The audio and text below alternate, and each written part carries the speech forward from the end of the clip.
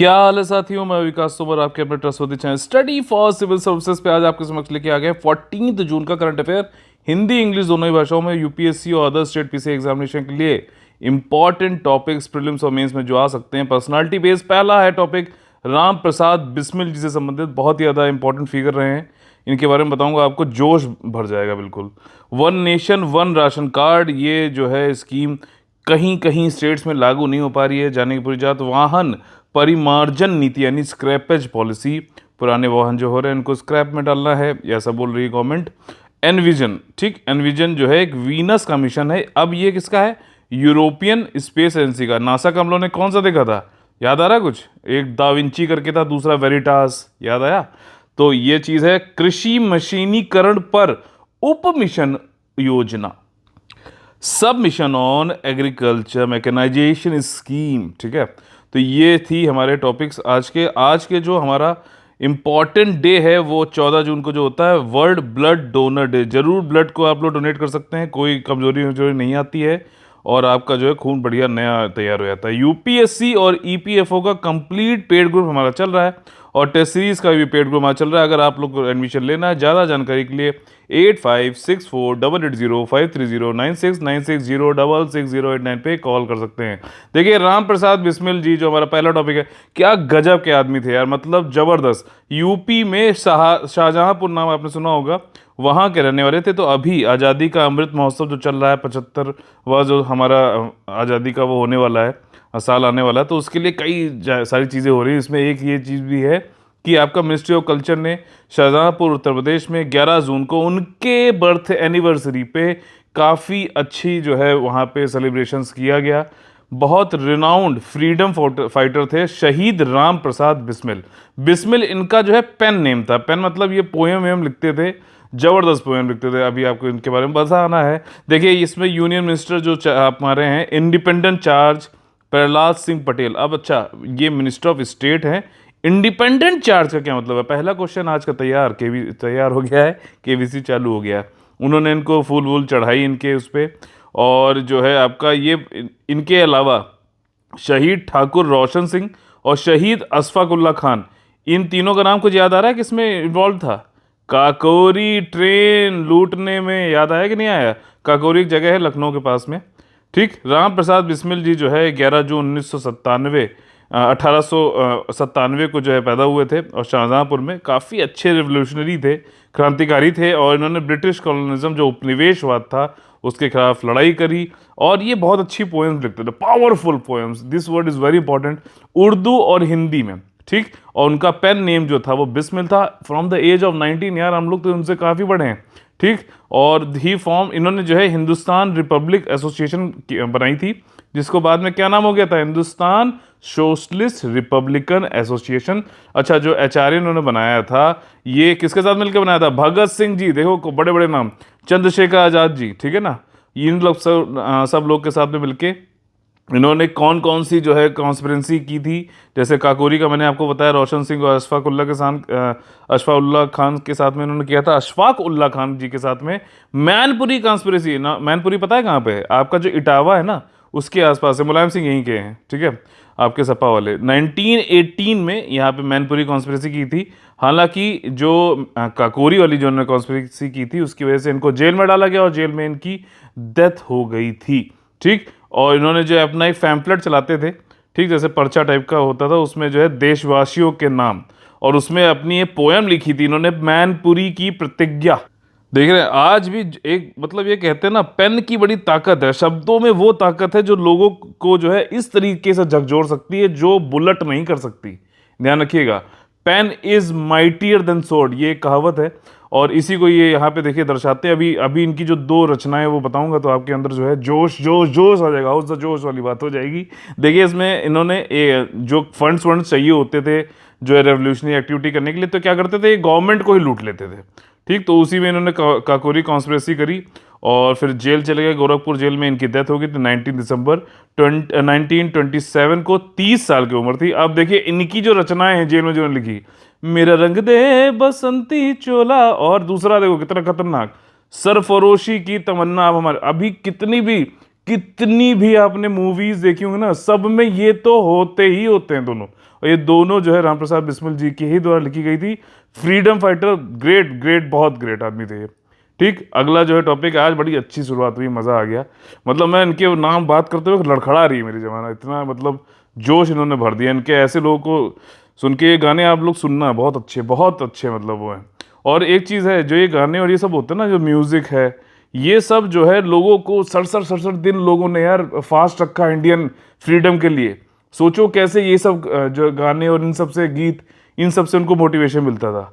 आजकल क्या चलता है आप सब जान रहे हो, one nation one ration card. देखो अभी एक पैटर्न आप लोग को दिखा होगा, ठीक, चूंकि हम लोग जो है यूपीएससी के एस्पिरेंट है, तो हम लोग की चीज समझनी चाहिए कि क्या जो चल रहा है उसके परे भी देखना चाहिए, बिटवीन द लाइंस, और क्या है इनडायरेक्टली क्या हो रहा है। देखो, वन नेशन, उसके बाद कुछ भी जोड़ लो, one nation one ration, one nation one pension, one nation everything. अभी जो है मोदी जी ने कहा है कि वन अर्थ वन हेल्थ, ठीक है ना। तो अब ये चीज किस चीज को दर्शाती है कि सेंट्रलाइजेशन हो रहा है, सेंट्रलाइजेशन हो रहा है। हर चीज जो है अपना राष्ट्रीय गवर्नमेंट की तरफ से दी जा रही है, वन नेशन, ठीक, और वन राशन, ठीक। तो उसी की तर्ज पे ये भी है। अब हुआ क्या, सुप्रीम कोर्ट ने वेस्ट बंगाल को कहा, बेटा one nation one ration card वाली जो स्कीम है नेशनल फूड सिक्योरिटी एक्ट के अंतर्गत, जिसमें कि खाद्य सुरक्षा सुनिश्चित करनी है, और ये स्कीम तो खास तौर पर इंपॉर्टेंट है किसके लिए, प्रवासी कार्मिक जो हैं उनके लिए, ठीक, जो माइग्रेटरी वर्कर्स है, माइग्रेंट वर्कर्स हैं, उनके लिए है। तो तुम लोग क्यों नहीं कर रहे हो। और ये वेस्ट बंगाल वाले, एक्चुअली कई सारे लोग थे पंजाब के लोग, उन्होंने कहा कि हाँ हमने कर लिया है, हम इसको चालू कर देंगे वाली स्कीम को, ठीक, इसके बारे में हम लोग पढ़ चुके हैं पहले, तो अब इसकी वो कर लेंगे। जब वेस्ट बंगाल की बात बारी है तो उन्होंने कहा हम सीडिंग नहीं कर पा रहे हैं, आधार के साथ में लिंक नहीं कर पा रहे हैं डेटा।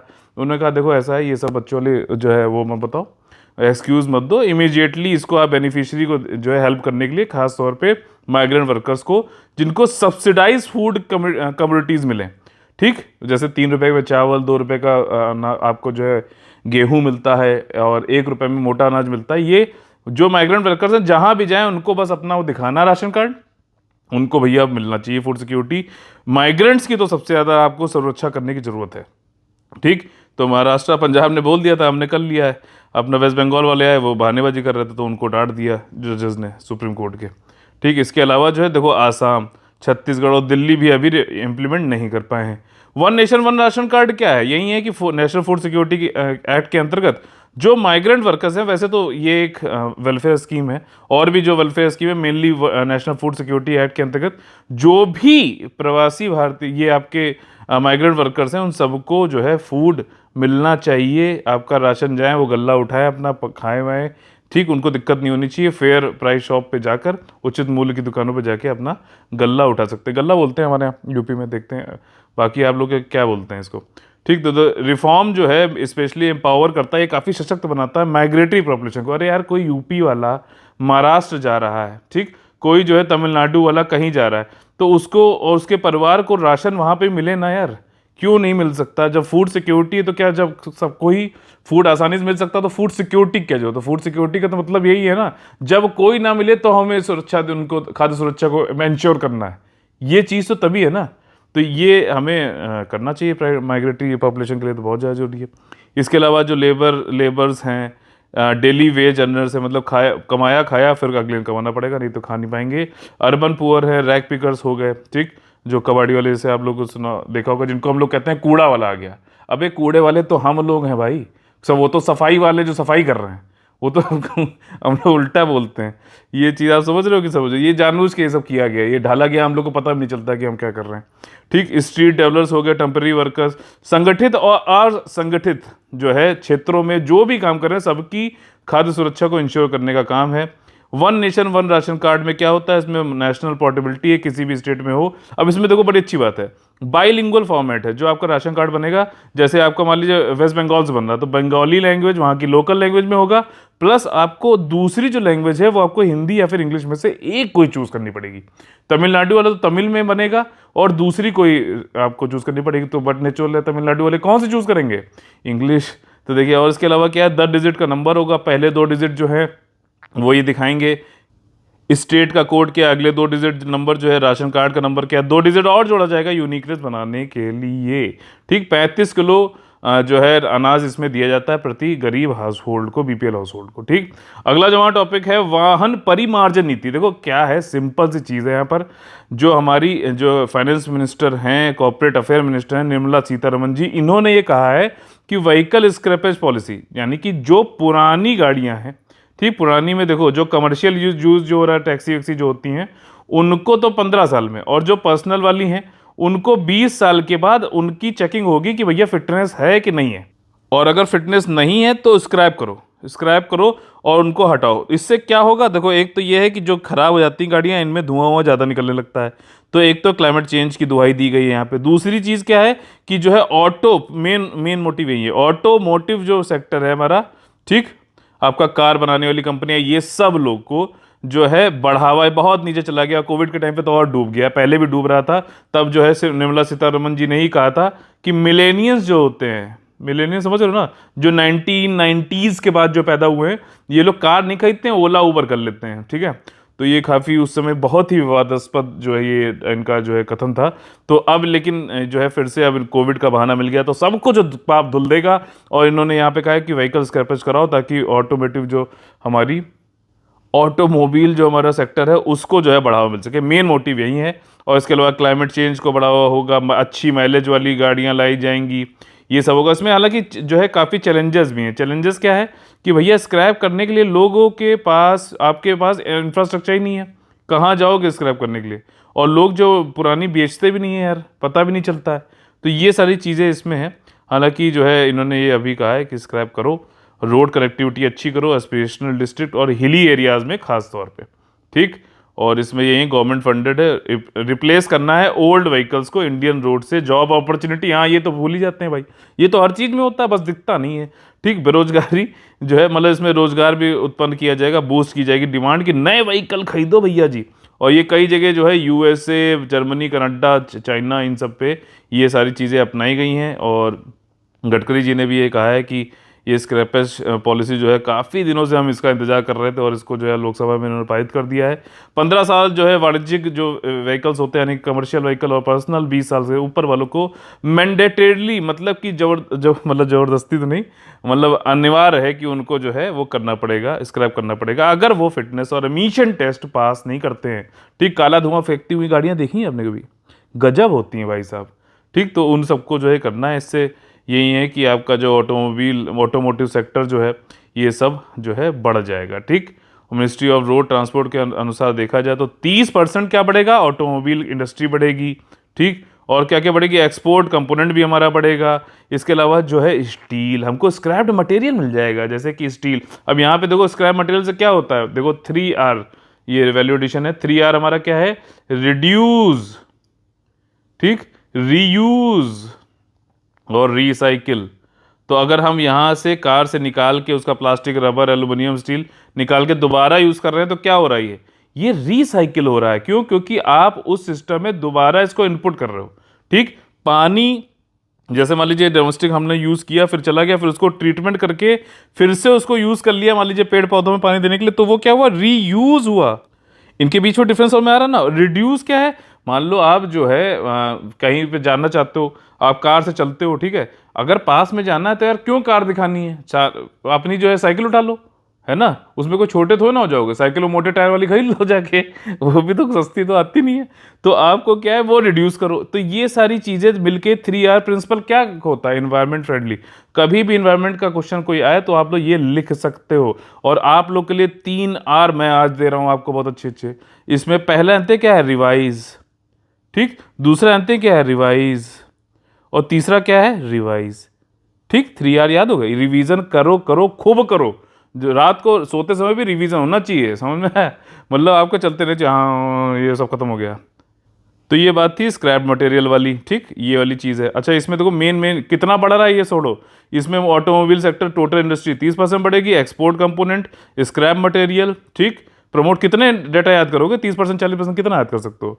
नई टेक्नोलॉजी बढ़ेगी, माइलेज जो है ज़्यादा से ज़्यादा दे, मतलब 1 लीटर में मान लीजिए कोई 20 किलोमीटर प्रति लीटर देती है माइलेज, तो दूसरी 25 कर दे। इलेक्ट्रिसिटी और ग्रीन फ्यूल, जैसे ग्रीन फ्यूल कौन सा है, हाइड्रोजन वाला आ रहा है, हाइब्रिड आ रही है ना गाड़ियाँ अपनी, इलेक्ट्रिसिटी वाली आ रही है, इलेक्ट्रॉनिक व्हीकल्स, ठीक, जो लिथियम बैटरीज पे चलेंगी। और जो है इंपोर्ट बिल, हमारा क्रूड ऑयल का बिल है, उसको कम करना है, और जॉब तो भैया जरूर लगवानी है। ठीक, चैलेंजेस वही हैं, हमारे पास इंफ्रास्ट्रक्चर ही नहीं है कि हम उसको स्क्रैप कर सकें, टेस्ट कर सकें। टेस्टिंग करोगे ना, पोल्यूशन हो रहा है कि नहीं हो रहा है एमिशन, तभी तो करोगे टेस्टिंग की। वही नहीं, हमारे पास अवसंरचनाएं नहीं है कि हम व्हीकल को स्क्रैपेज करने से पहले जो टेस्ट वेस्ट होने हैं वो कैसे कहाँ करोगे यार, ये वाली चीज़ है। और डी रजिस्टर करने में वैसे ही लोग वो करते हैं। लोग क्यों यार, चल रही गाड़ी, नई गाड़ी लेने में क्या पैसे नहीं लगता है, आप क्या मदद कर रहे हैं। तो ये वाली चीज़ है। अगला देखिए हमारा जो टॉपिक है, जैसे कि अभी हम लोगों ने पीछे देखा था, नासा ने वीनस पे, वीनस जो हमारा मरकरी सन हो गया, फिर मरकरी होगा, फिर वीनस, फिर अर्थ होता है। तो ये काफ़ी इसमें रुचि ले रहे हैं सारे देश। तो यूरोप की जो स्पेस एजेंसी वो भी रुचि ले रही है। इसने एनविजन मिशन नाम से विजन का, सॉरी, वीनस का ऑर्बिटर भेजने की बात कही है उन आपका 2030 में। हालांकि ये पूरा इनका नहीं है, नासा से भी ये लोग मदद लेंगे। और नासा का भी आप लोगों ने पढ़ा था कि इसने दा विंची और जो है क्या है, वेरिटास, ठीक, ये भेजे थे कि नहीं भेजे थे। और आपका जो है जापान का भी है, कौन सा, आकाशुकी, याद आ रहा है, आकाशुकी था ना, कुछ सूखा हुआ था, अभी देखते हैं। ठीक, तो ये है नासा का आपका दा विंची था, वेरिटास था, जो कि ये जाके क्या डेवलपमेंट प्लान्स और सब। इसमें देखो यूरोपियन स्पेस एजेंसी वाला जो ये एनविजन वाला जो है वीनस पे जाएगा, ये 2030-20 में, इसमें भी नासा मदद कर रहा है इनकी, ठीक है। और 2030-20 में जाएगा, 15 महीने इनको लगेंगे। एरियान रॉकेट से आएगा, ये ध्यान रखना।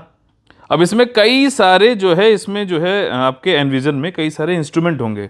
अब जा रहा है वहाँ तो कुछ करेगा ना यार, करेगा वो क्या, एटमॉस्फेयर वहाँ का वायुमंडल कैसा है वो जांचेगा, सरफेस कैसा है, ट्रेस करेगा गैसेस को, मॉनिटर, निगरानी करेगा उनकी, सरफेस का कंपोजिशन क्या है, ठीक है ना, कि सिलिका है कि एल्युमिनियम है। जैसे हमारे यहाँ क्रस्ट क्या होती है, सियाल, ठीक, फिर जो है मेंटल क्या होता है, सीमा, ठीक, और उसके बाद जो है कोर क्या होता है, नीफे। तो वैसे ही उसका क्या कंपोजिशन है ये भी देखने की कोशिश करेंगे। राडार जो है नासा ने दिया है, जो कि इमेज लेगा, मैप करेगा सरफेस को।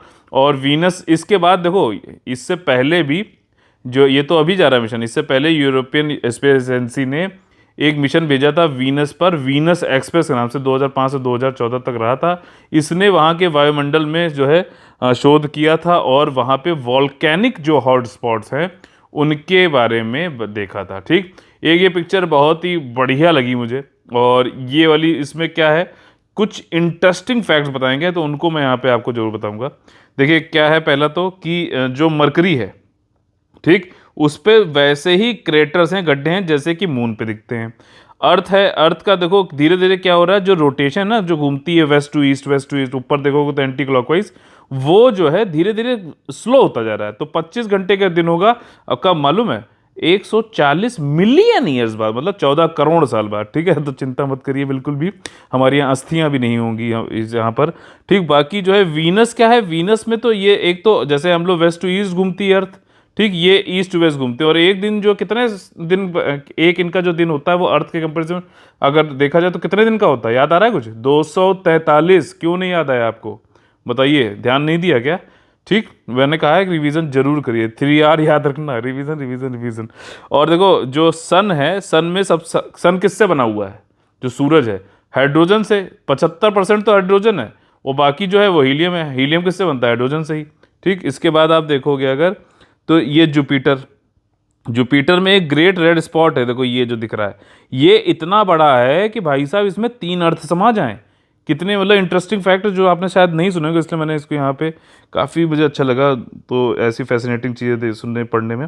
इसके बाद देखो ये रह गया मंगल ग्रह। मंगल ग्रह पे एक जो है आपका वॉल्केनो, जिसका नाम है ओलंपस मॉन्स। ओलंपस मॉन्स, ये जितना भी सोलर सिस्टम है ना, उसमें सबसे ऊंचा वॉल्केनो है, ठीक। इसके अलावा ये देखो, ये एस्ट्रॉयड बेल्ट आ गई, जो देख रहे हो, ये जो ये दिख रहा है, एस्ट्रॉयड बेल्ट आ गई, ठीक है। और इसके बाद जो है जुपिटर, जुपिटर पे रेड स्पॉट बता दिया। सैटर्न, सैटर्न पे अच्छा सबसे ज़्यादा जो है 84 मून हो गए। पहले जुपिटर था, अब ये जो है किताब किसके बाद चला गया, सैटर्न के बाद सबसे ज़्यादा मून है, ठीक। इसमें क्या है, हेक्सागोनल शेप का है, जो इसका नॉर्थ पोल है वो हेक्सागोनल शेप का है। हेक्सागोनल शेप समझते हो आप, सही बनाया ना कि नहीं, मानना मत भाई।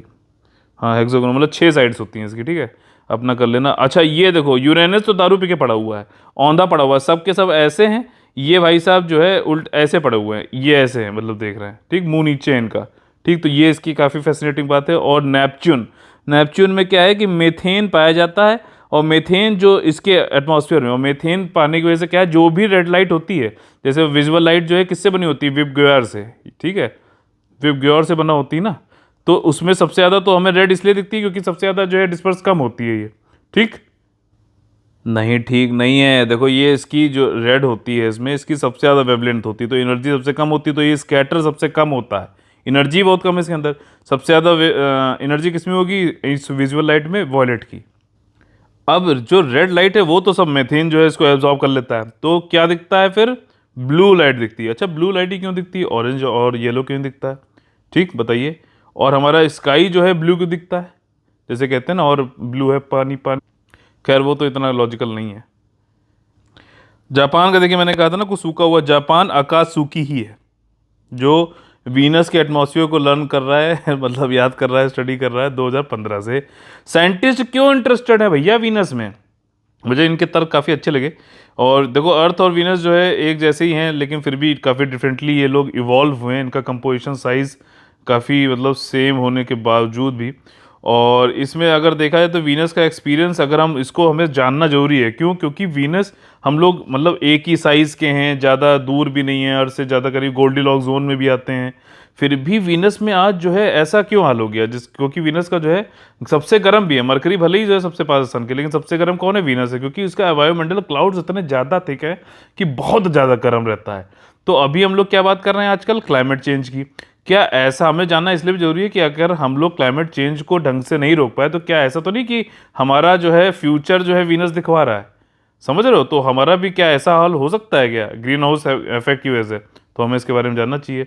और कुछ क्वेश्चन जिसकी वजह से जो है यूरोप ने ये भेजा है, क्या वीनस जो है जियोलॉजिकली एक्टिव है क्या, ठीक, आपका जो है भूगर्भीय रूप से सक्रिय है क्या, जैसे वोल्केनो और जेट जैसे टेक्टोनिक प्लेट्स, कॉन्टिनेंटल रिफ्ट इस टाइप की, और क्या उस पर कभी ओशियन या फिर जीवन था, और जो वहाँ का जो टेरेस्ट्रियल प्लैनेट्स हैं, एक्सो प्लैनेट्स, एवोल्यूशन मतलब उसका जानना जरूरी है, ताकि हम आगे भी देख सकें जो अर्थ लाइक जो है एक्सो प्लैनेट्स, मतलब हमारे जो सोलर सिस्टम है उसके बाहर जो प्लैनेट्स हैं, क्या उसमें भी कुछ इस तरीके के पाया जाए तो हम समझे तो भाई। तो वीनस से सीखो, जैसे हम लोग हिस्ट्री क्यों पढ़ते हैं, वहाँ से सीखो, आगे गलतियाँ ना करो, ठीक। तो ये वैसे ये है कि यहाँ पे हम इनसे सीखें और आगे कुछ हो तो उससे रिलेट कर सकें।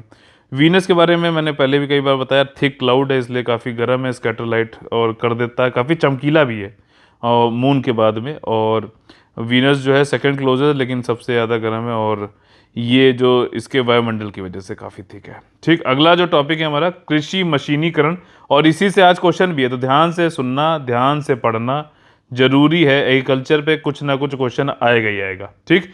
कृषि मशीनीकरण पर उप मिशन योजना, सिंपल सा वही है कि भैया लोग जो है हल ना चलाओ, ट्रैक्टर ले लो, ठीक। लोग जो है वो जुताई करने के लिए वो बैल वाले से मत करो, रोटावेटर ले लो, ठीक। पलाऊ ले लो, जैसे हमारे यहाँ गांव में तो भाई पलाऊ बोलते हैं, ठीक है ना। बाकी जो है आपका और भी कई सारी चीज़ें हैं, मिट्टी पलटने वाला होता है, ठीक है ना, तो जुताई करने वाली चीज़ें हैं, तो ये सब के लिए क्या है, मशीनकरण ज़्यादा करो, मशीन ज़्यादा यूज़ करो, ताकि क्या हो, प्रोडक्टिविटी, उत्पादकता बढ़े, कम जो एफिशिएंसी यानी कि आपका दक्षता बढ़े, कार्बन उत्सर्जन कम हो, ठीक, लोग जो है इनकम बढ़े, पॉवर्टी से बाहर निकलें, ठीक, यही सारी चीज़ें हैं। और जो है फूड सिक्योरिटी भी इंश्योर हो सके, ज़्यादा प्रोडक्टिविटी होगी तो जहाँ पे जो हो सकती है जगह कम होती जा रही है, हम देख रहे हैं इंसान अपना जो है जगह घेरता जा रहा है, तो कम जगह बचे, जो भी एग्रीकल्चर लायक हो ज़मीन वहाँ पे प्रोडक्टिविटी बढ़ाएं, फूड सिक्योरिटी करें। इसके लिए जो है गवर्नमेंट ने ये सब मिशन चालू किया है, एग्रीकल्चर जो है मैकेनाइजेशन स्कीम है, गवर्नमेंट ऑफ इंडिया ने इसके लिए फंड्स भी दे दिए हैं। अब इसमें कुछ कुछ चीज़ें इस्टेब्लिश की जाएंगी, जैसे कि custom hiring centre. Custom hiring centre, बिल्कुल घबराइए मत, जैसे आप लोग जो है टैक्सी हायर करते हैं ना, ओला उबर, वैसे ही आप मशीन हायर भी कर सकते हो, रेंट पे ले लो, हाँ भैया, प्रति एकड़ के अनुसार या बीघे के अनुसार आप पैसे ले लो। एक वो भी होता है जो आपका जो है ज़मीन को लेवल करता है, ठीक है, ताकि अगर ज़मीन ऐसे रहेगी, ढलान रहेगी, तो पता चला आपने जो है यहाँ पे डाला, ठीक है, अपना जो फर्टिलाइजर वैसे, और फिर आपने उसकी सिंचाई करी, सिंचाई करने के बाद क्या हुआ, ये सारा इकट्ठा होकर यहाँ पहुँच गया, तो यहाँ पे जो थी क्रॉप अच्छी नहीं होती है, तो इसलिए क्या करता है किसान, हम लोग क्या करते हैं भाई कि अपने यहाँ जो है ये लेवल करा लेते हैं, तो लेज़र हाउस से जो है लेवल बढ़िया ट्रैक्टर घूमता रहता है, और जो है वो मिट्टी जो है बिल्कुल लेवल कर देता, ताकि हर जगह बराबर से न्यूट्रिशन जाए और हर जगह यील्ड बढ़ जाए। बहुत अच्छी बात है। फार्म मशीनरी जो है उसकी बैंक बनेगा, वहाँ जाके आप खरीद भी सकते हो। हाईटेक हब बनाया जाएगा, एग्रीकल्चर मशीनरी बिल्कुल बिछा देंगे। ड्रोन वोन भी शायद मिलने लगे आगे। तमिलनाडु वाडु में तो यार मैंने देखा पेस्टिसाइड और उसको छिड़क रहे हैं ड्रोन से। काफ़ी बड़े लैंड होल्डिंग्स होती है, और ज़्यादातर ये किसके लिए है? लघु और सीमांत किसानों के लिए, जिनके पास 5 एकड़ से भी कम जमीन होती है। और एक सर्वे के अनुसार, गवर्नमेंट का ही फिगर है, 86% जो किसान है वो लघु और सीमांत है। अब क्या हो रहा है कि जमीन भी, अब देखो ये होता है ना कि लड़कों में बढ़ती जाती है जमीन, ठीक, तो पहले जो है बच्चे भी भैया कितने होते थे, ठीक, सभी समुदाय में। देखो इसमें ये वो नहीं कह सकते क्यों, पहले क्यों ये ज़्यादा बच्चे होते थे मालूम है? क्योंकि यार जो असली काम था वो था एग्रीकल्चर, और एग्रीकल्चर के लिए चाहिए लेबर, और लेबर बाहर से लोगों तो पैसा लगेगा, घर के ही लेबर ले लो, बच्चे इसलिए ज़्यादा होते थे, ठीक। तो लेकिन क्या हुआ इसकी वजह से कि धीरे धीरे जो है ये कम होती गई और लैंड होल्डिंग छोटी होने लगी। तो आप जो है इसकी उत्पादकता बढ़ा नहीं सकते, आप इकोनॉमी ऑफ स्केल बढ़ा नहीं सकते। इकोनॉमी ऑफ स्केल समझते हैं कि नहीं समझते हैं? कि मतलब आप जैसे मान लीजिए कोई आपने मशीन ली, ठीक, उसमें आप जो है मान लीजिए 1 लीटर तेल डाल रहे हो, ठीक, तब भी आप जो है 10 पैकेट कुछ बना पा रहे हो। लेकिन आपने अगर इससे बड़ी मशीन ले ली, आप तब भी अगर 1 लीटर ही करोगे, लेकिन वो जो है आपको 25 बना के दे रहा है। तो ये इकोनॉमी ऑफ स्केल है, आपने स्केल बढ़ा दिया, जिसकी वजह से जो है उस उतने ही 1 लीटर तेल में जो है 25 यूनिट बनने लगे। तो इसको इकोनॉमी ऑफ स्केल होता है। लेकिन ये तभी हो सकता है जब आप मैकेनाइजेशन करो, ठीक, मशीनीकरण करो और लैंड होल्डिंग्स बड़ी करो, तभी तो वो कॉन्ट्रैक्ट फार्मिंग और ये सब आने की बात है, ताकि जो है लैंड होल्डिंग बड़ी हो जाए और जो है अच्छे से जो है उस पर उत्पादकता बढ़ाई जा सके, ठीक। तो ये वाली स्कीम 2014-15 में चालू करी गई थी। जो डिफ़िकल्ट एरिया है वहाँ पे फार्मर की पावर लो होती है, उनको बढ़ाना है, ज़्यादा मशक्क़त ना करनी पड़े, ह्यूमन ड्रेजरी ना हो, कॉस्ट ऑफ कल्टीवेशन भी गिरे और प्रोडक्टिविटी बढ़े, वहीं सारी चीज़ें हैं। आपकी दक्षता बढ़नी चाहिए और एग्रीकल्चर इनकम बढ़े, एग्रीकल्चर इकोनॉमी बढ़नी चाहिए। सबसे ज़्यादा गरीबी इसी में ही है यार, समझ रहे हो ना? ये सबसे ज़्यादा गरीबी इसी में भाई, इसको करना। लेकिन सरकार इसमें कितना भी कर ले, अगर ज़्यादा इनके लिए करेगी फार्मर्स के लिए, तो कंज्यूमर को नुकसान हो जाएगा। बड़ी विडम्बना, इतना आसान नहीं है एग्रीकल्चर इकोनॉमिक्स को वो करना, ठीक। लेकिन करना तो चाहिए, क्योंकि अभी तो बेचारे जो है गरीब सबसे ज़्यादा वहीं पे हैं यार। तो कस्टम हायरिंग सेंटर्स ये सब करेंगे। इकोनॉमी ऑफ स्केल मैंने आपको समझा दिया। लैंड ओनर जो लैंड होल्डिंग है फ्रेगमेंटेड है, छोटे छोटे प्लॉट होते जा रहे हैं, ठीक। इंडिविजुअल ओनरशिप के लिए काफ़ी दिक्कत हो जाती है मशीनीकरण लेना। यार छोटे किसान, छोटी जगह, ज़्यादा इनकम है नहीं, कैसे ट्रैक्टर खरीदेगा यार, समझ रहे हो? इसीलिए तो दिक्कत है। एग्रीकल्चर मैकेनाइजेशन करोगे तो इससे लैंड, वाटर, एनर्जी, रिसोर्सेज, इन सब का बेहतर यूज़ हो पाएगा। सीड, फर्टिलाइज़र, उर्वरक हो गया, पेस्टिसाइड, कीटनाशक, और ये सब जो है आपका बढ़िया से जो है यूटिलाइज होगा और अनुकूल तरीके से होगा, जितना चाहिए उतना, और उससे सबसे ज़्यादा जो है आपकी प्रोडक्टिविटी आएगी और इसकी वजह से प्रॉफिटेबल हो जाएगा, एट्रैक्टिव जो है, आकर्षण जो है ये प्रोफेशन हो जाएगा, ताकि रूरल यूथ भी इसमें, जो ग्रामीण जो यूथ है, युवा हैं, वो भी इसमें भाग लें एग्रीकल्चर में। इससे संबंधित एक जो है स्कीम है, उसका नाम है आर्या, ठीक। इसका फुल फॉर्म लिख के बताइए आप लोग, ठीक। और इसमें की ड्राइवर्स देखिए यही है कि सस्टेनेबल एग्रीकल्चर भी हो जाएगा अगर हम लोग मशीनीकरण करेंगे। ज़्यादा से ज़्यादा जो है आपका टेक्नोलॉजी का यूज़ करते हुए सतत विकास हो सकेगा आपका एग्रीकल्चर का। देखो आज का क्वेश्चन इसी संबंधित है। क्वेश्चन नंबर 29 है। 1 महीना हो गया करते हुए, कई लोग को इंप्रूवमेंट हुई कि नहीं हुई? अगर हुई है तो जरूर एक्नॉलेज करिएगा कमेंट करके। जो लोग भी लिख रहे हैं और जो लोग लिखना चाहते हैं, पोस्ट करना चाहते हैं, ओनली यूपीएससी चैनल है हमारा टेलीग्राम पे, ओनली यूपीएससी चैनल, इस पर ज्वाइन करके आप लोग को डिस्कशन ग्रुप इसका ज्वाइन करना है, ताकि आप लोग वहाँ पे पोस्ट कर सकें अपने आंसर। देखिए प्रॉब्लम क्या है एग्रीकल्चर सेक्टर में पूछ रहा हूँ मैं, कृषि क्षेत्र में समस्याएं क्या हैं, उनके लिए लघु और दीर्घकालिक, मैं देख रहा हूँ सोल्यूशन में कई बार पूछता हूँ, आप लोग लिखते नहीं हो शॉर्ट और लॉन्ग टर्म, तो मैंने आज पूछ ही लिया है। What can be the short and long term solutions for the same, ठीक। तो ये वाला आज का क्वेश्चन, और हमारा फेवरेट सेक्शन आ गया जिसका नाम है कॉमन एगाइज पीसेस में हम लोग प्रीलिम्स के क्वेश्चन जो है अटेम्प्ट करते हैं। नेशनल सिक्योरिटी गार्ड एनएसजी जो है, उनसे संबंधित कुछ स्टेटमेंट दिए गए हैं, कौन से सही है? देखिए ये एक इलीट जो है, एक विशिष्ट आतंकवादी विरोधी इकाई है, बिल्कुल सही बात है, जो कि मिनिस्ट्री ऑफ होम में आती है, ठीक। इनको जो है काली बिल्ली, नहीं ब्लैक कैट्स भी बोला जाता है, अच्छे से लेते हैं इनका नाम, बहुत तेज मुक्का मारते हैं मैंने सुना है।